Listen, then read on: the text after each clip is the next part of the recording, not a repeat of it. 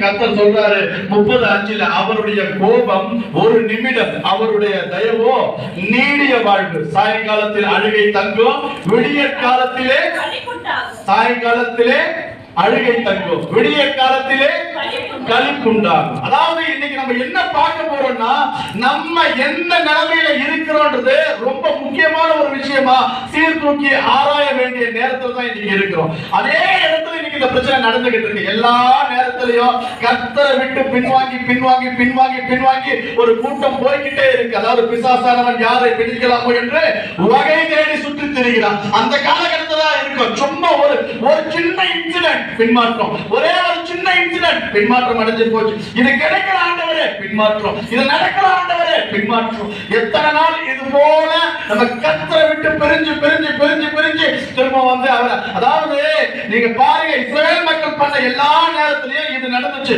முதலாவது அவன் என்ன பண்ணுவான்? கர்த்தரை ஆராதிப்பான், அடிமைத்தனத்தில் இருப்பான், கர்த்தரை ஆராதிப்பான், ரொம்ப பாரப்பட்டு அழுவான், கர்த்தரை ஸ்தோத்தரிப்பான், கர்த்தருக்கு மன இறங்கும். உடனே என்ன பண்ணுவாரு?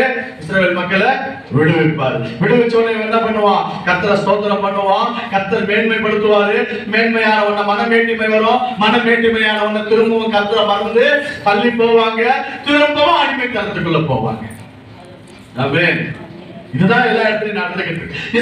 இதாவது ஏசாயாவுல இருந்து நீங்க பாத்தீங்கன்னா 7 முறை இந்த மாதிரி காரியங்கள் நடந்துகிட்டு இருக்கு. கர்த்தர் எத்தனை முறை மனஸ்தாபப்படுகிறார், எத்தனை முறை மனவேதனைப்படுகிறார். இது நடந்துகிட்டே இருக்கு. அநேக இடத்துல நடக்குது. எல்லா இடத்துலயும் ஒரு வெறுமை இருக்குது. எல்லா இடத்துலயும் கர்த்தரை விட்டு பிரிகிற ஒரு வாழ்க்கை எல்லா தேவ பிள்ளைகள் கிட்ட இருக்குது. ஏதோ ஒரு காரியத்துல கர்த்தரை விட்டு பிரிஞ்சு போகிறோம். கர்த்தர் நம்மகிட்ட இருந்து எடுத்துப்பட்டு போற மாதிரி ஒரு சூழ்நிலை. ஏதோ ஒரு காரியத்துல நம்ம அவரை டிஸ்டர்ப் பண்ணிருக்கோம். ஏதோ ஒரு காரியம் வெறுமையா திரும்பி போறோம். உண்மையா நடக்குது. எத்தனை பேர் வாழ்க்கையில நடந்துச்சு தெரியல, ஆனா உண்மையா இது நடக்குது. கர்த்தருடைய பரிசுத்த நாமத்துக்கு ஸ்தோத்திரம். அதாவது நம்ம வாழ்க்கையில எவ்வளவு தூரம் மேன்மை இருந்தாலும் சரி, எவ்வளவு தூரம் கீழே போனாலும் சரி, பவுல் தான் சொல்றார், பசியோ நாசமோசமோ பஞ்சமோ எதுவா இருந்தாலும் சரி, கிறிஸ்துவின் அன்பை விட்டு என்னை பிரிப்பவன் யார்? நம்மை பிரிப்பவன் யார்? இது எல்லா பிரச்சனை இருந்தாலும் அவரால் நான் அவருக்கு மேல ஜெயிக்கணும். ஆமென். என் பஞ்சம் அவரால நீங்குது, என் பசி அவரால நீங்குது. நான் எல்லாவற்றிலையும் சுகித்திருக்கவன் தெரியும், எல்லாவற்றிலையும் தாழ்ந்திருக்கவன் எனக்கு தெரியும். வாழ்ந்திருக்கவன் நான் கற்றுக்கொண்டிருக்கிறேன், தாழ்ந்திருக்கவன் கற்றுக்கொண்டிருக்கிறேன். நான் நல்லா இருக்கும் போது மாத்திரம்தான் எனக்கு இயேசு தெய்வம். நான் நல்லா இல்ல, ஏதோ ஒரு காரியத்தை குறைவுபட்டிருக்கும் போது எனக்கு இயேசு தெய்வம் இல்லாம போயிட்டாரா? சொல்லுங்களேன். நான் இருந்தாலும் இல்லாம இருந்தாலும் என்னை நிறைவாய் நடத்துகிறவர் அவர். ஆமென். ஆமென். எனக்கு எந்த சூழ்நிலையா இருந்தாலும் சரி. இப்போ நீங்க பாருங்க, அதாவது நான் பாவத்துல இருந்தேன், பாவத்துல இருந்து கர்த்தர் என்னை கழுவி சுத்திகரிச்சார். ஒரு சின்ன உதாரணம், ராகாபை பத்தி பேசும்போது வேதத்துல 10 முறை சொல்லி இருக்குது ராகாபை பத்தி. ராகாப் என்னும் வேசி. ஆமென்.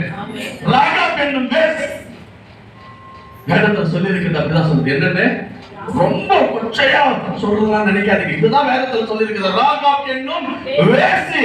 ஆனா மத்தேயு 1ஆம் அதிகாரம் 5ஆம் வசனத்துல மாத்திரம் அந்த வார்த்தை கட் ஆயிடும். நீங்க படிச்சு பாருங்க, மத்தேயு 1:5 எடுங்களேன்.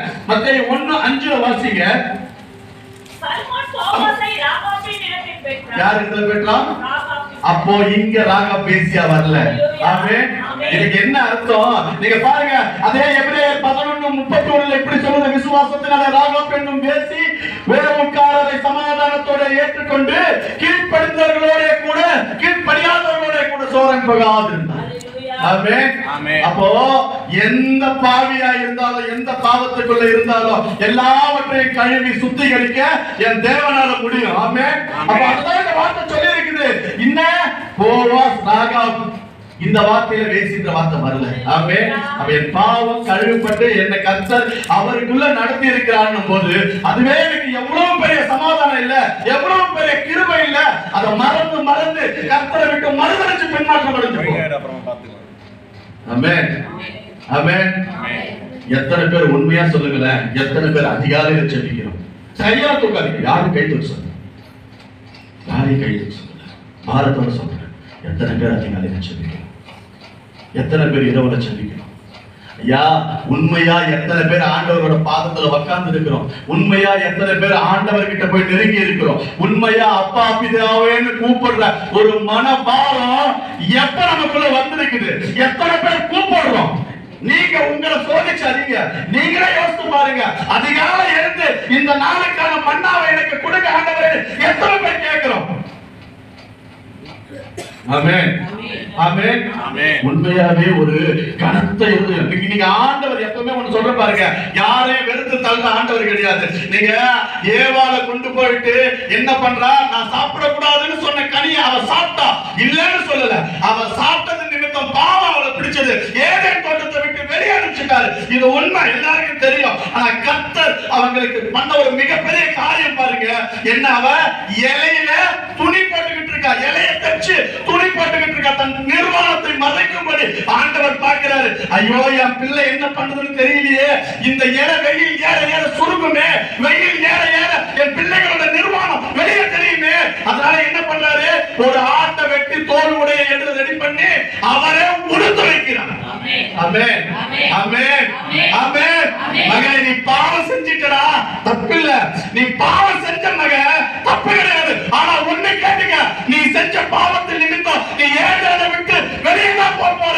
அவனை மறுக்கல, அதுக்கான தீர்வை நான் கண்டிப்பா வச்சிருக்கேன். ஆனா இப்போ உன் நிர்வாணம் வெளியே தெரியாதபடி தோல் உடைய நானே உனக்கு கொடுத்து வைக்கிறேன். ஆமென், ஆமென். எந்த அளவுக்கு ஒரு மனம் பாரப்படுறாரு, எந்த அளவுக்கு அவர் மனக்கு அவர் வேதனை துடிக்கிறாரு. என் மகன் தப்பு பண்ணிட்டான், என் மகன் தப்பு பண்ணிட்டான். ஆனாலும் இந்த ஒரு விஷயம் மன்னிப்பு கொடுப்போம். இந்த ஒரு விஷயம் அவங்க என்கிட்ட கொண்டு வந்துருவோம். இந்த ஒரு விஷயம் அவங்க மனம் திரும்பிட மாட்டாங்களா? ஏக்கத்துடன் பெருமூச்சோட காத்திருக்கிறார். ஆமென், பெருமூச்சோட காத்திருக்கிறார். தேவனுடைய வார்த்தை ஏசாயா 5:25 பாருங்க. இவைகள் எல்லாவற்றையும் எடுக்க வேண்டாம். இவைகள் எல்லாவற்றிலும் அவருடைய கோபம் ஆறாமல் இன்னும் அவருடைய கை நீட்டினபடியே இருக்கிறது. ஹல்லேலூயா, இன்னும் அவருடைய கை நீட்டினபடியே இருக்கிறது. எழுதுங்க, வாசிக்க வேண்டாம், தயவா சொல்றேன். அதாவது எனக்கு இப்போ 42 வயசு கிட்ட ஆகுது. இன்னைக்கு நான் வேதத்தை பிரசங்கிக்க ஆரம்பிச்சுட்டேன். வேதத்தை சொல்லிக்கிட்டு வரேன், கர்த்தருடைய வார்த்தையை சொல்றேன். பல சர்ச்சில் போய் பேசுறேன். ஆனா இன்னைக்கும் சத்தியமா பாக்குறீங்கல்ல, நான் டைரி எழுதிட்டு தான் இருக்கேன். ஒரு வேதத்தை வார்த்தையை தயவு செஞ்சு சொல்லும் போது யார் சொன்னாலும் சரி, நோட் பண்ண கத்துருக்கேன். ஆமென். சின்ன பிள்ளைங்க தெளிவா சொல்றேன், இது ரொம்ப ரொம்ப ரொம்ப ரொம்ப நல்ல விஷயம். என்ன? வேதத்துல வார்த்தைய எழுத கத்துக்கங்க, அதை தியானிங்க. இது நான் சொல்றது எதுவும் திட்டுற மாதிரி இருக்கும். தயவு செஞ்சு வெளியே போய் கூட எனக்கு திட்டிங்க, அது பிரச்சனை இல்லை. இதுதான் உண்மை, இதுதான் உண்மை. எழுத எழுத உனக்குள்ள அந்த வேலை இன்னும் அதிகமா ஒளி வீசும். அந்த வேதத்துல, அதாவது ஒரு காலத்துல நீங்க பாருங்க, ஆபிரகாமோட கர்த்தர் எப்படி பேசினாரு? எப்படி பேசினாரு? முகமுகமா நண்பரை போல பேசினாரு. ஒரு குறிப்பிட்ட காலத்துக்கு அப்புறம் என்னாச்சு?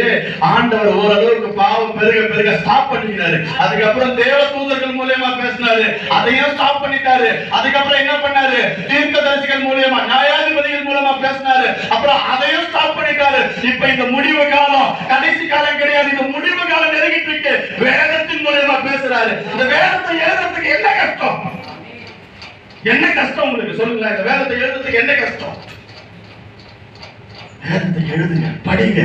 வேதத்தை தயவு செஞ்சு சின்ன பிள்ளைங்க நோட் பண்ணுங்க, டைரியை வச்சுங்க. ஒரு நோட் இல்லைன்னா நான் வாங்கி கொடுத்தேன் உங்களுக்கு.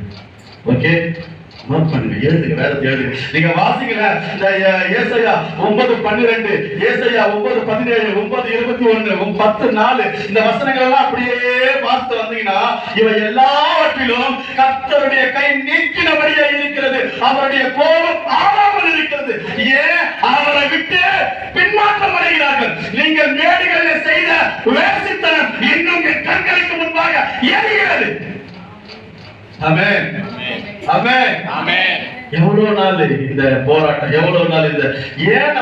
அதாவது ஒரு விஷயம் பாருங்க, உங்களுக்கு சீரியஸா சொல்றேன். எந்த வசனத்தையும் நான் நீங்க ப்ரிப்பேர் பண்ணல, இங்க வந்துதான் பண்ணேன். ஒரு வார்த்தை நல்லா கேளுங்க. யோபு 1ஆம் அதிகாரம், அத ஒரு வார்த்தை உங்களுக்கு ரொம்ப சிம்பிளா சொல்ற பாருங்க. யோபு 1ஆம் அதிகாரம் எடுக்கல, 1ஆம் அதிகாரத்துல அந்த 5வது வசனத்தை வாசிங்க.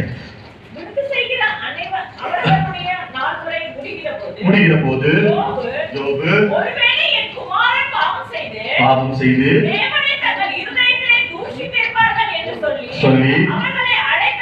அழைத்தனுப்பி பரிசுத்தப்படுத்தி அதிகாலமே எழுந்து இலக்கத்தின்படியையும் ஆமென் போதுங்க. இப்படி அவர்கள் எல்லாருடைய காட்டி சொல்லி எல்லாருடைய லக்கத்தின்படி. யோபுக்கு எத்தனை பசங்க பசங்க பசங்க பசங்க சொல்லுங்க? 7 பேருக்காக அவன் என்ன பண்ணுவான்? அவன் ஒவ்வொரு நாளும் என்ன பண்ணுவாங்க? அவங்க விருந்து பண்ணி சகோதரிகளை அழைச்சு அவங்க விருந்துக்கும் உச்சிதங்களை கொடுப்பாங்க. 7 நாள் இது முடிஞ்ச அப்புறம் யோபு யோசிப்பான், இவங்க 7 நாள் விருந்து பண்ணிட்டாங்க, 7 பசங்க எனக்கு ஒவ்வொரு இலக்கத்தின் படியையும் ஒவ்வொரு ஆட்டுக்கடாவை கொண்டு வந்து ஒருவேளை இவர்கள் தெரியாம தேவனை குறிச்சிட்டு இருப்பாங்களோ நினைச்சு அதுக்காக மனஸ்தாபப்பட்டு அந்த 7 ஆட்டுக்கடாக்களை பலி செலுத்தினாரு. ஐயா, அவர் 7 ஆட்டுக்கடாவை பலி செலுத்தினால்தான் 7000 ஆட்டுக்கடாக்களை கர்த்தர் அவருக்கு கொடுத்தாரு. ஆமென் ஆமென். பலி செலுத்தணும், 7 ஆட்டுக்கடாக்களை வெட்டணும். ஏனென்றால் அது பலி கர்த்தருக்கு. ஆமென். குடு கர்த்தருக்கு. ஆமென். அவன் கொடுத்ததனால 7000 ஆடு உண்டாச்சு. ஆமென். உண்மையா சொல்றேன், யோபுவினுடைய நிலைமை இவ்வளவு தூரம் உயர்ந்திருக்க காரணம் இதுதான். அவன் பலி செலுத்தினான், கொடுத்தான், அவன் ஆசீர்வதிக்கப்பட்டான். நீ எதை வேணாலும் கொடு, நேரத்தை கொடு, பணத்தை கொடு, ஊழியத்துக்காக. நீங்க அப்போஸ்தலர்ல ஒரு வசனம் வருது, அப்போஸ்தலர் வாசித்து பாருங்களேன். அப்போஸ்தலர் 6:2 எடுங்க. அப்போஸ்தலர் 6:2 அப்போஸ்தலர் 6:2 எடுங்க. அப்பொழுது பன்னீர் வரும், சீஷர் கூட்டத்தை வரவழைத்து நாங்கள் தேவ வசனத்தை போதியாமல் பந்தி விசாரணை செய்வது தகுதி அல்ல. படிங்க, மேல படிங்க. சகோதரரே, நிறைந்து ஆமென் ஆமென் ஆமென். என்ன புரியுது இந்த வசனத்துல? என்ன புரியுது? என்ன புரியுது சொல்லுங்களேன்? என்ன புரியுது? சாப்பாடு போடுறதுன்னு புரியல, சாப்பாடு போடுறது இல்ல இந்த வசனம். என்ன புரியுது? என்ன புரியுது? சாப்பாடு போடுறவன அபிஷேகம் பெற்றிருந்தான் புரியுதா? இல்ல, அதுவும் இல்ல. என்னன்னா போதகரில் எல்லாத்தையும் பண்ண வேண்டிய வேலை. எனக்கு பிரசங்கிக்கிறது வேலைனா பிரசங்கிக்கு மட்டும்தான் வேலை. அதற்கான ஆட்களை நியமித்து வச்சா அந்த ஆட்கள் அந்த காரியத்தை முன்னெடுத்து சென்றார்கள். சபையின் காரியத்தை முன்னெடுக்க ஆட்கள் எழும்பாத வரை சபையின் நிலைமையோ உன்னோட நிலைமையோ இப்படியே தான் இருக்கும். ஆமென் ஆமென். காலையில எல்லாரையும் திட்டுறாங்க, தயவு செஞ்சு தப்பா நினைக்காதீங்க. யாரையும் திட்டல, வசனத்தை நான் இப்பதான் சொல்லிட்டு இருக்கேன். வசனத்தை சொல்றது கர்த்தர் சொல்ற வசனம் இது. சபைக்கான காரியத்தை முன்னெடுக்க ஆட்கள் எழும்பியே ஆகும். ஆமென். எதையாவது ஒண்ணு பண்ணுங்க ஐயா, இயேசுவுக்காக எதையாச்சும் ஒண்ணு பண்ணிடுங்க போதும். எதையாவது பண்ணுங்க. நீ அத்தை பண்ணு, இத்த பண்ணு, நீ வந்து பிரேயர் பண்ணு, நீ அவ்வளவு எதையாவது பண்ணு. நான் மறிப்பதற்குள்ள ஆண்டவருக்காக எதையாவது ஒண்ணு பண்ணி வச்சுட்டு போகணும். நான் போகும்போது தைரியமா மாசட்டி சொல்லணும், ஆண்டவரே நான் இதை பண்ணி இருக்கிறேன், நீங்க பாருங்க. ஆமென் ஆமென் ஆமென். அந்த உள்ளுணர்வு இல்லைன்னா நம்ம கிறிஸ்தவர்களா இருக்கிறதுக்கு தகுதியற்றவர்களா இருப்போம். நான் கிறிஸ்தவன் மாசட்டி சொல்றேன் பாத்தீங்களா? இந்த வார்த்தை எப்படி வந்துச்சு? காரணம் ஓடுறேன் ஏதாவது பண்ண ஆண்டவருக்கு எதையாவது பண்ணி வைப்போம். ஒரு 4 பேரை கூப்பிடுவோம், ஒரு 4 பேருக்கு சத்தியம் சொல்லுவோம், ஒரு 4 பேருக்கு ட்ராக்ஸ் கொடுப்போம். ஐயா திட்டா, சண்டை போடலாம், பிரச்சனை பண்றா, நடக்குது உண்மை. ஆனாலும் ஒண்ணு, என்னை கொன்று போட்டாலும் அவன் சொல்றாரு பாருங்க, பசியோ நாசமோசமோ பஞ்சமோ பட்டயமோ எது என்னை கர்த்தரின் அன்பை விட்டு பிரிப்பது? கிறிஸ்துவின் அன்பை விட்டு என்னை பிரிக்க ஒன்று கிடையாது. காரணம் இவை எல்லாவற்றிலும் அவரால் நான் ஜெயம் எடுத்திருக்கேன்.